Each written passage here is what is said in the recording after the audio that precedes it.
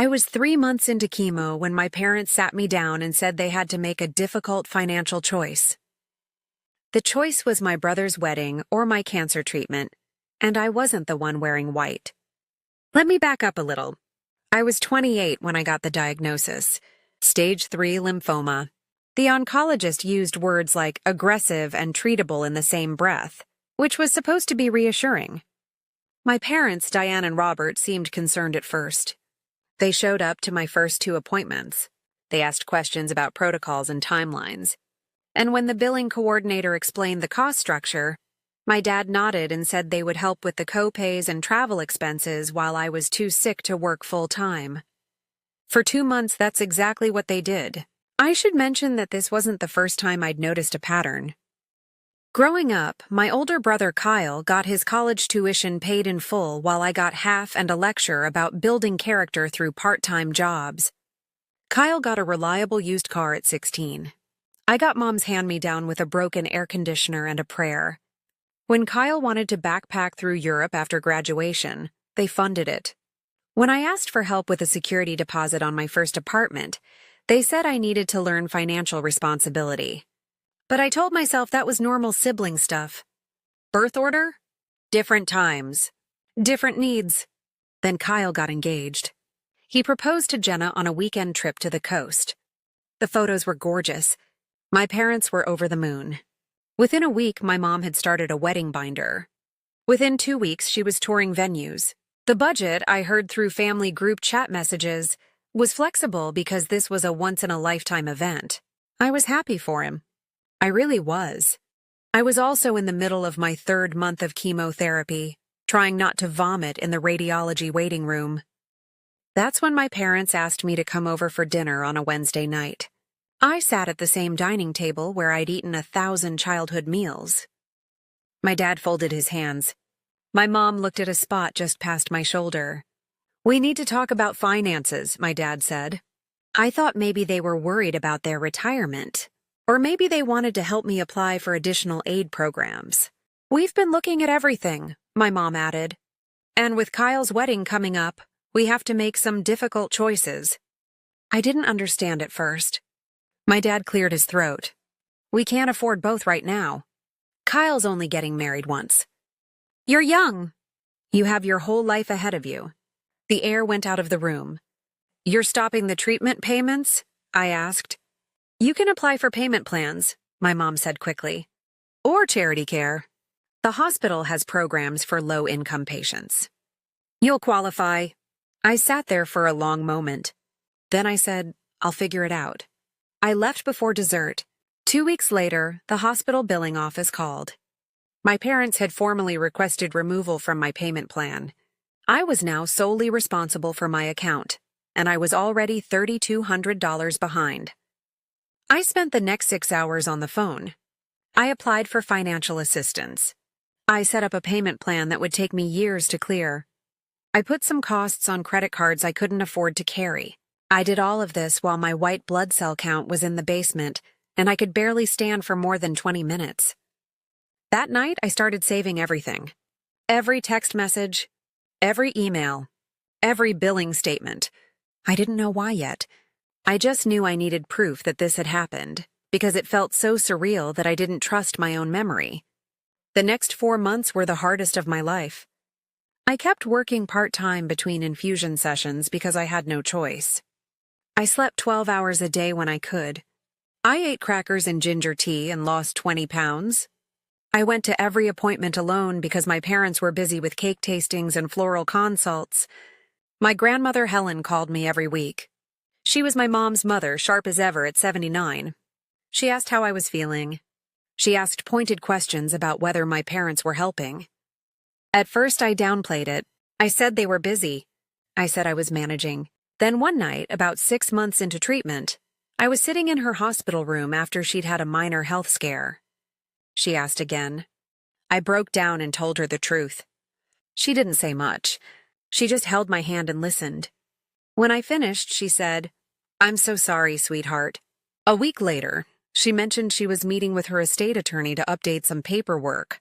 I assumed it was standard old age planning. I didn't think much of it.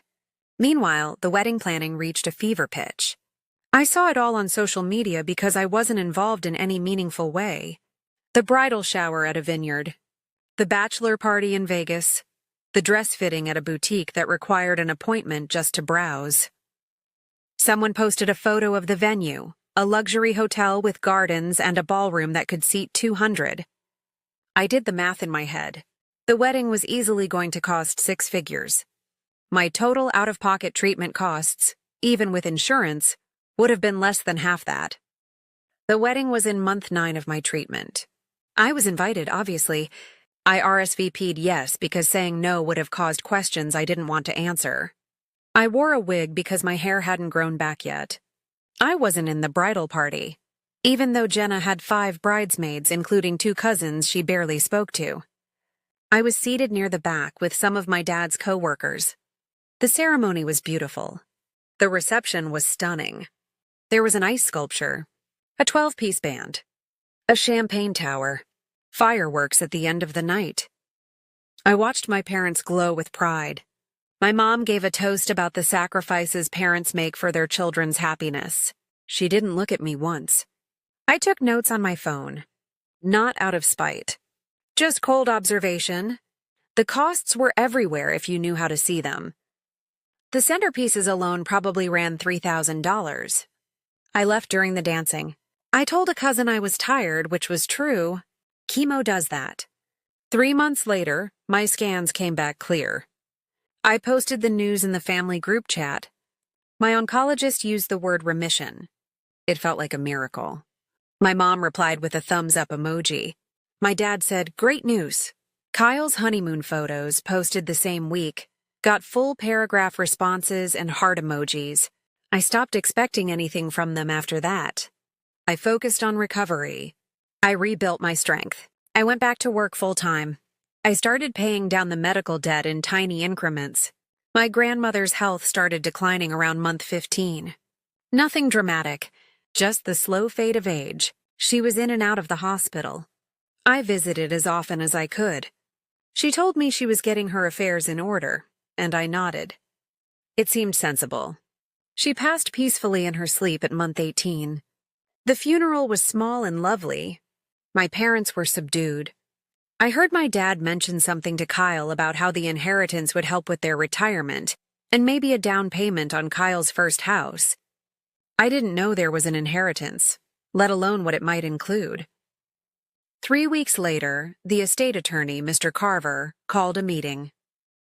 He gathered the family in his conference room. Me, my parents, Kyle, Jenna, and my Aunt Lisa, who was my mom's younger sister. Mr. Carver was calm and professional. He explained that Helen's estate included her home, several investment accounts, and savings. Total value was approximately $4 million. My mom nodded like she was already planning how to divide it. Then Mr. Carver read the bequest. "I leave the entirety of my estate to my granddaughter Emma." The room went silent. My dad leaned forward. "Can you read that again?" Mr. Carver did. Same words. Everything to me. Nothing to my mother. Nothing to Kyle. My mom's face went white. Kyle sat back in his chair, mouth open. Mr. Carver handed me a sealed envelope. "Your grandmother left instructions that you should receive this privately." I took it. My hands were shaking. "Is there anything else?" my mom asked, her voice thin. "No," Mr. Carver said. "The will is clear and properly executed." I stood. "I'll be in touch through Mr. Carver if needed." I walked out. I waited until I got back to my apartment to open the letter. It was in my grandmother's handwriting, careful and steady. She wrote that I had told her the truth during one of her hospital stays. She wrote that she had never been so heartbroken and furious in her life. She wrote that she immediately called Mr. Carver to change her will. "You survived on your own strength," she wrote, "and they chose a party over your life. I will not reward that. I'm so proud of you, sweetheart. Use this to build the life you deserve." I sat on my kitchen floor and cried for an hour. Then my phone started ringing.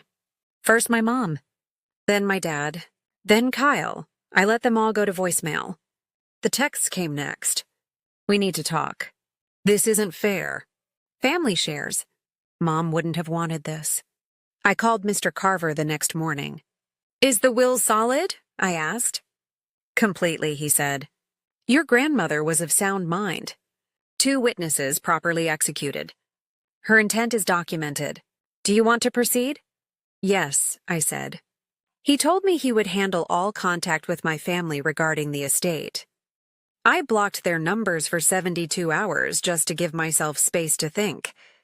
When I unblocked them, there was a voicemail from my dad.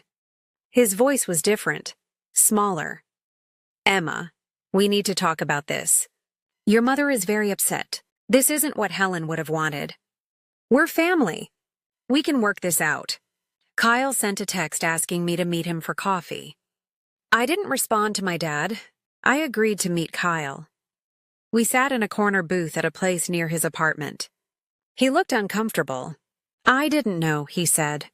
About the treatment funding. I didn't know they stopped paying. I pulled out my phone and showed him a screenshot. It was from the family group chat, one I'd been removed from months ago, but a cousin had sent me later. The thread showed my parents and Kyle discussing my situation. She'll qualify for charity care, my mom had written. She's low income. They have programs. Kyle had replied, okay, if you're sure. He stared at the screen. You knew, I said. I didn't think... He trailed off. You didn't think it mattered. I finished. He shifted. Jenna and I are looking at houses. We were hoping... we thought there might be some help from Grandma's estate.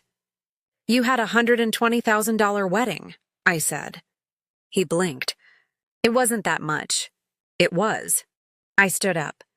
I'm not giving you a loan, Kyle. I left him there. My mom tried next. She called Aunt Lisa, who called me. Your mother says you're keeping everything, Lisa said carefully. She's telling people you won't share. I took a breath. Can I send you something? Of course.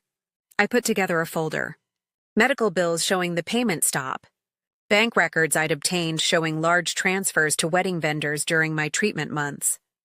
Screenshots of texts where I'd begged for help with copays. The timeline was clean and damning. I sent it to Lisa. She called me back an hour later. I always saw it, she said quietly. The favoritism. I never said anything. I'm sorry, Emma. It's okay, I said. It's not, she said. But Helen was braver than the rest of us. I'm glad she made sure you were taken care of. 2 weeks later, my dad's lawyer sent a letter to Mr. Carver suggesting they might contest the will on grounds of undue influence. Mr. Carver responded with a polite, thorough brief. He included Helen's medical records confirming cognitive soundness, a timeline showing I had not lived with her or managed her care, documentation of her clear intent, including notes from her meeting where she explained exactly why she was making the change. The threat evaporated within a week. I sent one final message through Mr. Carver, certified and documented. I was establishing no contact. Any further harassment would be treated accordingly. I wished them well, but I would not be part of their lives moving forward. I didn't hear from them again. The estate took 6 months to settle. No creditor claims, no complications. When the funds transferred, I sat with a financial advisor and made a plan. First, I paid off every dollar of medical debt. $40,000 gone. Then I paid off my student loans. I bought a small 2-bedroom condo outright. Nothing fancy, just mine.